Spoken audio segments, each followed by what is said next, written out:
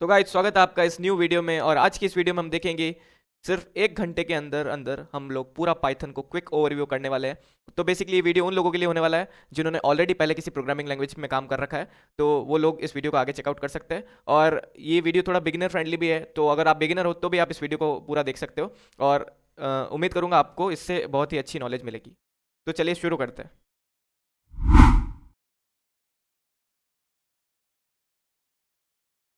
Python के अंदर variable को इनिशियलाइज करना बहुत ईजी है।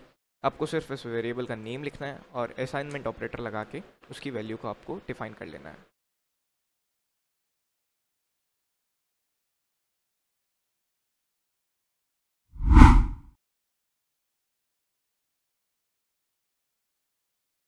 किसी भी वैल्यू को प्रिंट करवाने के लिए आपको पाइथन में प्रिंट फंक्शन यूज़ करना है और जो भी प्रिंट करवाना है उसको एज आर्ग्यूमेंट आपको पास कर देना है।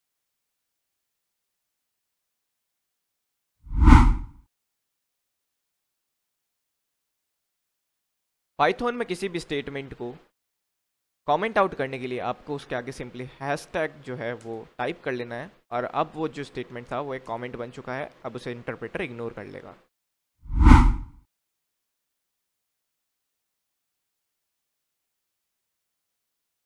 पाइथन के सपोर्टेड डेटा टाइप्स ये है, और आप थोड़े और रेफरेंस के लिए w3schools.com को भी विजिट कर सकते हैं।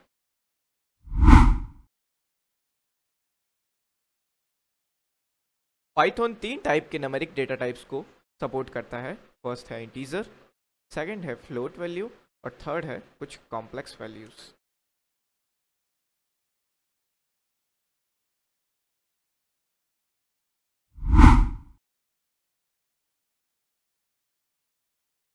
पाइथन कास्टिंग की हेल्प से आप किसी भी इंटीजर वैल्यू को फ्लोट के अंदर, फ्लोट वैल्यू को इंटीजर के अंदर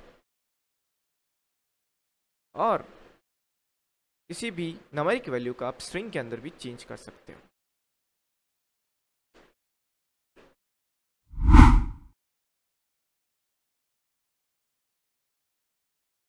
पाइथन के अंदर हम स्ट्रिंग को डायरेक्टली प्रिंट भी करवा सकते हैं, या फिर हम किसी स्ट्रिंग को हम वेरिएबल्स के अंदर स्टोर भी करवा सकते हैं। स्ट्रिंग्स के ऊपर इंडेक्सिंग होती है, इसका मतलब हम उसे उसकी इंडेक्स एक्सेस कर सकते हैं, और इंडेक्सिंग 0 से स्टार्ट होकर n-1 तक चलती है।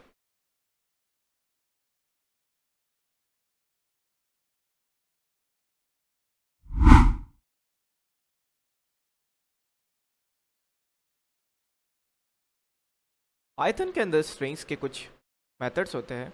वो है अपर मेथड, जिससे आप किसी भी स्ट्रिंग को अपर केसिंग के अंदर चेंज कर सकते हैं। दूसरा मेथड है लोअर मेथड, जिससे आप किसी भी स्ट्रिंग को लोअर केसेस के अंदर चेंज कर सकते हैं। तीसरा मेथड है कैपिटलाइज मेथड, जिससे आप किसी भी स्ट्रिंग को कैपिटलाइज कर सकते हैं। और चौथा मेथड है रिप्लेस मेथड।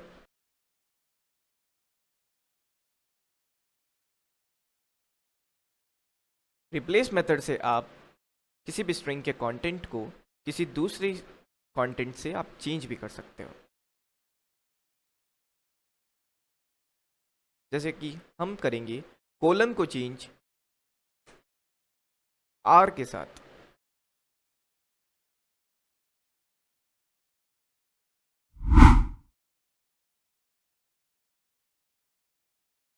पाइथन के अंदर स्लाइसिंग करना बहुत ही इजी होता है। आपको किसी स्ट्रिंग के वेरिएबल के ऊपर इंडेक्सिंग, स्टार्टिंग इंडेक्स और एंडिंग इंडेक्स देनी होती है। स्टार्टिंग इंडेक्स सपोज मैं 0 दे रहा हूँ, और अगर कुछ भी एंडिंग इंडेक्स नहीं दे रहा हूँ तो उसे सेकंड इंडेक्स से लास्ट तक प्रिंट करवा देगा। अगर मैं उसकी स्टार्टिंग इंडेक्स कुछ भी नहीं दे रहा हूँ और एंडिंग इंडेक्स भी कुछ नहीं दे रहा हूँ तो वो स्टार्टिंग टू एंड उसे प्रिंट करवा देगा। और अगर मैं स्टार्टिंग इंडेक्स 1 दे रहा हूँ और एंडिंग इंडेक्स अगर मैं 5 दे रहा हूँ तो वो 1 2 3 4 प्रिंट करवा देगा, क्योंकि वो 5 को इंक्लूड नहीं करेगा। जो फिफ्थ इंडेक्स पे जो एलिमेंट है उसको इंक्लूड नहीं करेगा।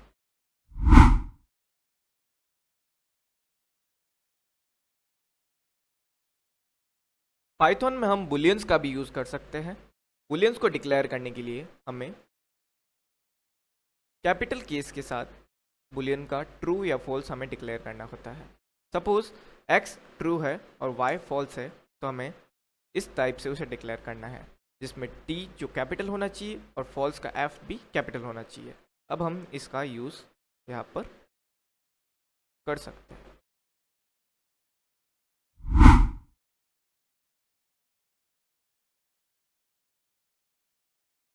पाइथन में हम ये भी चेक कर सकते हैं कि कोई एक्सप्रेशन ट्रू है या फॉल्स। तो ऐसा चेक करने के लिए मैंने एक एक्सप्रेशन यूज़ किया है 10 इज ग्रेटर देन 9। तो अब इसका रिजल्ट मुझे पाइथन ने ट्रू दिया है।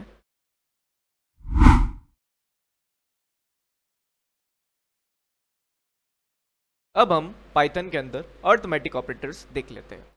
एडिशन ऑपरेटर का यूज़ आप दो नंबर को ऐड करने के लिए कर सकते हैं, या आप किसी दो स्ट्रिंग्स को ऐड करने के लिए भी कर सकते हैं।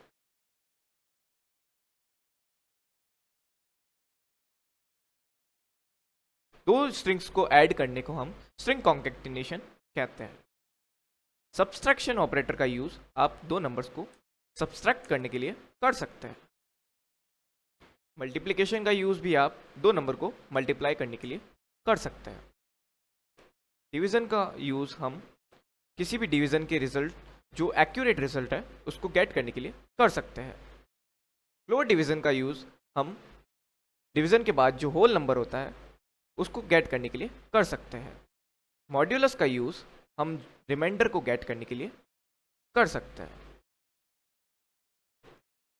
और एक्सपोनेंशियल का यूज़ हम किसी बेस की पावर गेट करने के लिए कर सकते हैं।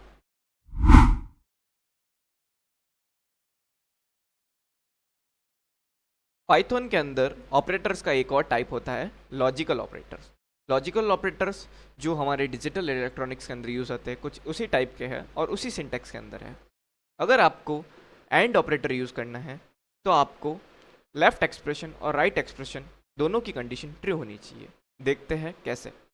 सपोज कीजिए अगर हम लिखें y is greater than 10 and y is less than 30, मतलब जो लेफ्ट कंडीशन है हमारी y, उसमें हमारी वैल्यू y की 20 है और x y इज़, हम यहाँ पर बेटर अंडरस्टैंडिंग के लिए y is greater than x लिख देते हैं, मतलब 20 जो है वो 10 से बड़ा है and y is less than 30, मतलब दोनों कंडीशन हमारी ट्रू है। तो उस केस के अंदर जो है हमारा एंड ऑपरेटर वो रिजल्ट देगा ट्रू। अगर एक भी कंडीशन अगर फॉल्स होती है तो वो हमारे रिजल्ट देगा फॉल्स। तो ये था एंड लॉजिकल ऑपरेटर। अब हम देखते हैं कि और ऑपरेटर क्या होता है। और ऑपरेटर के अंदर बेसिकली लेफ्ट एक्सप्रेशन और राइट एक्सप्रेशन दोनों में से किसी एक की भी कंडीशन ट्रू होनी चाहिए। अगर ऐसा होता है तो जो और ऑपरेटर है वो हमें रिजल्ट देगा ट्रू। अगर दोनों ही कंडीशन फॉल्स है उस केस में वो हमें रिजल्ट देगा फॉल्स। अब चलिए उसे हम टेस्ट करके देखते हैं। इसमें हमारी एक कंडीशन जो है वो ये थी कि y is greater than x, मतलब 20 ग्रेटर देन है 10 से। तो इस केस के अंदर जो और है वो हमें रिजल्ट दे देगा ट्रू, बिना सेकंड कंडीशन को चेक करे वो हमें रिजल्ट दे देगा ट्रू, ऐसा। और नॉट, अब नॉट के अंदर अगर आप नॉट के साथ अगर आप ट्रू लिखते हैं ट्रू, तो वो हमें रिजल्ट देगा फॉल्स, और अगर आप फॉल्स देते हैं तो आपको रिजल्ट देगा ट्रू। मतलब जो आप उसे कंडीशन आप उसे अगर ट्रू दोगे तो आपको फॉल्स रिटर्न करेगा, और अगर आप फॉल्स दोगे तो आपको ट्रू रिटर्न करेगा, मतलब आपको उसका ऑपोजिट जो आपको रिटर्न करेगा। तो अब उसका एक एग्जांपल हम देख लेते हैं कि अगर y is greater than x, y is greater than x, ऊपर y हमारी 20 है वैल्यू और x की वैल्यू 10 है, और इसका जो एक्सप्रेशन का रिजल्ट है वो ट्रू है। लेकिन जब ये नॉट के साथ एसोसिएट हो जाएगा, मतलब इसका मतलब हो गया नॉट ट्रू, और नॉट ट्रू क्या होता है, फॉल्स होता है, इसलिए हमारा जो रिजल्ट आएगा वो हमारे पास फॉल्स आएगा।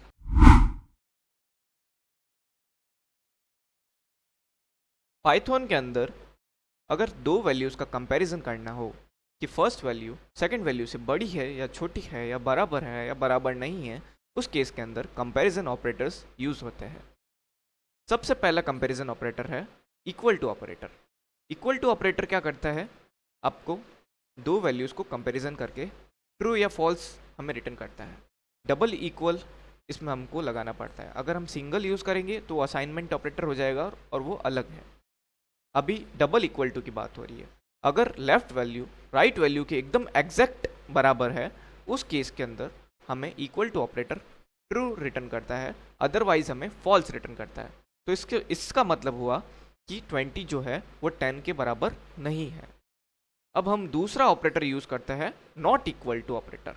नॉट इक्वल टू ऑपरेटर जो एक्सक्लेमेशन मार्क और इक्वल टू हम बराबर साथ में लिख के नॉट इक्वल टू ऑपरेटर हम बना सकते हैं, और वो हमें लेफ्ट वैल्यू और राइट वैल्यू अगर बराबर नहीं होगी तो हमें ट्रू रिटर्न करेगा।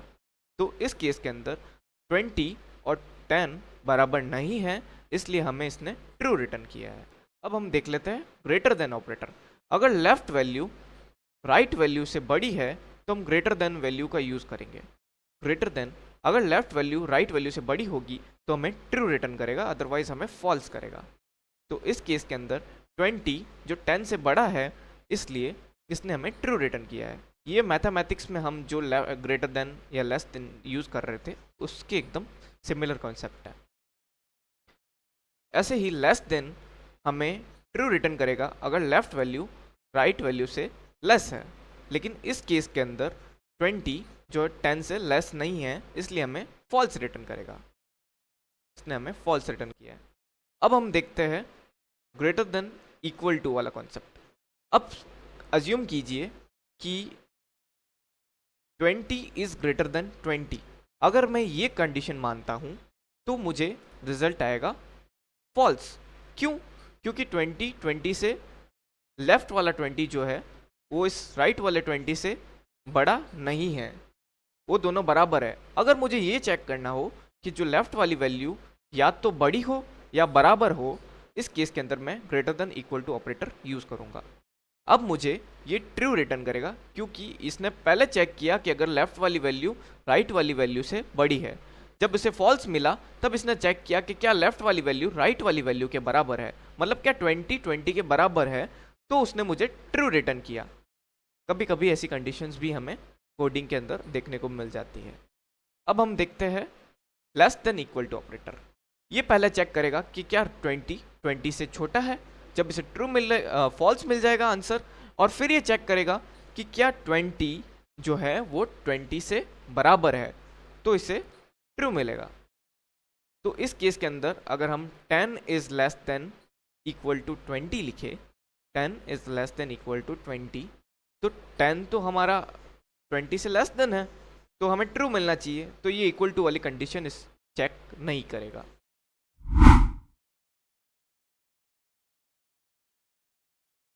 पाइथन के अंदर असाइनमेंट ऑपरेटर हम यूज़ करते हैं किसी वैल्यू को किसी वेरिएबल के अंदर असाइन करने के लिए। हम असाइनमेंट ऑपरेटर का यूज़ किसी भी दूसरे ऑपरेटर जो हमने पहले पढ़े थे उनके साथ भी कर सकते हैं। चलिए देखते हैं कैसे। तो एक नॉर्मल सा असाइनमेंट ऑपरेटर है।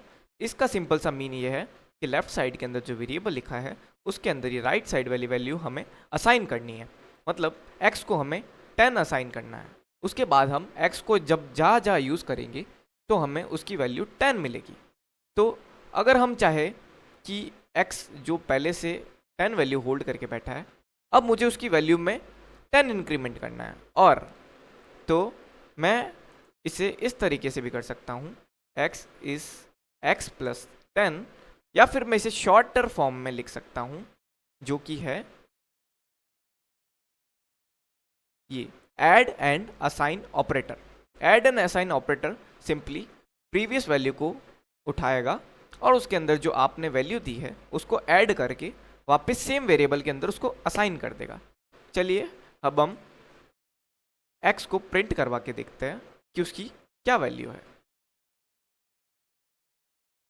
तो इसी टाइप से आप ये सभी ऑपरेटर जो हमने पिछले लेक्चर्स में पढ़े थे वो हम यहाँ सब यूज कर सकते हैं।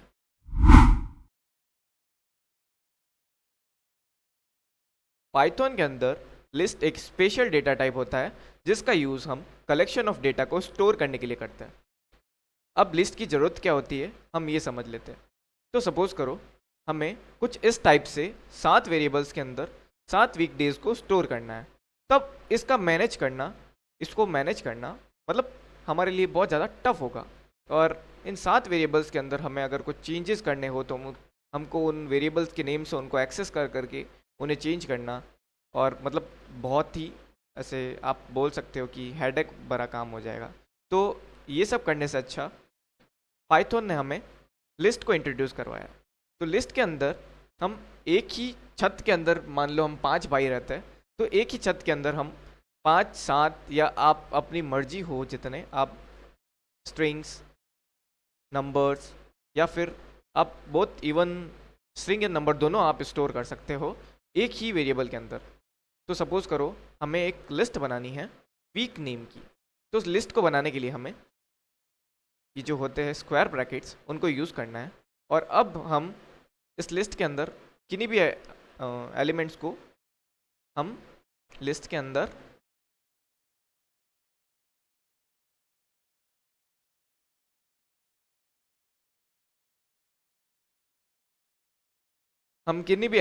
लिस्ट के अंदर असाइन कर सकते हैं।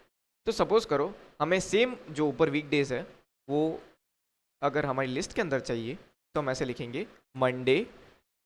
अब दूसरा एलिमेंट जो ट्यूसडे है वो हम कॉमा लगा के सेपरेट कर लेंगे, और इस टाइप से हम कॉमा लगा लगा के सारे एलिमेंट्स को सेपरेट करते जाएंगे, ट्यूसडे, वेडनेसडे, और सेम इसी टाइप से आप बाकी वाले वेरिएबल्स जो है उस लिस्ट के अंदर आप असाइन करवा सकते हो।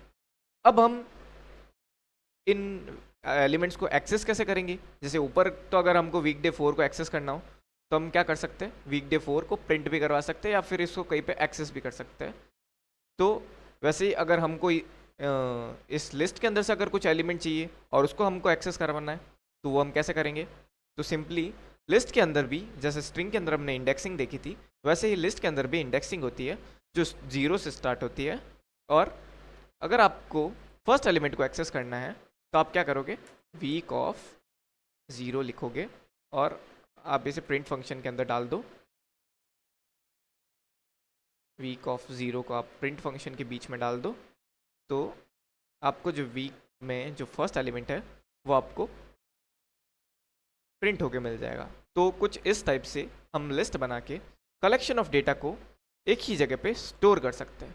और सपोज करो अगर यहाँ 1000 एलिमेंट होते तो हमें अगर 1000 एलिमेंट को अगर एक्सेस करना होता तो हम यहाँ पर 999 लिख के उसे एक्सेस कर सकते थे। लेकिन अभी हमारे पास सिर्फ 3 एलिमेंट्स हैं तो हम 0, 1 और 2 से इन्हें एक्सेस कर सकते हैं। फर्स्ट एलिमेंट को एक्सेस करना है तो 0, सेकंड को एक्सेस करना है तो 1 और थर्ड को एक्सेस करना है तो आप इंडेक्स में 2 दे सकते हो।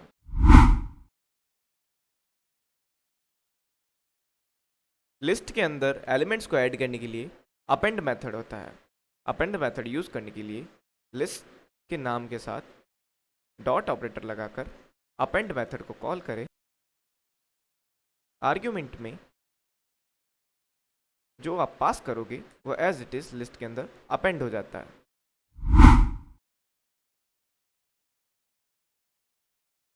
लिस्ट के अंदर किसी एलिमेंट को चेंज करना बहुत ही इजी है।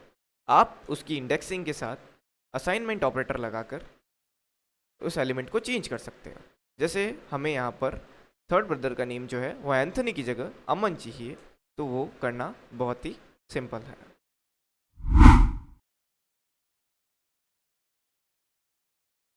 पाइथन के अंदर 2 लिस्ट को ज्वाइन करके एक नई लिस्ट बनाने के लिए आप स्ट्रिंग की तरह उन्हें कॉन्कैटिनेट भी कर सकते हैं। ब्रदर्स प्लस सिस्टर्स लिखने से जो चिल्ड्रन है उसके अंदर उन दोनों लिस्ट का डेटा हमारे पास एज इट इज आ जाएगा।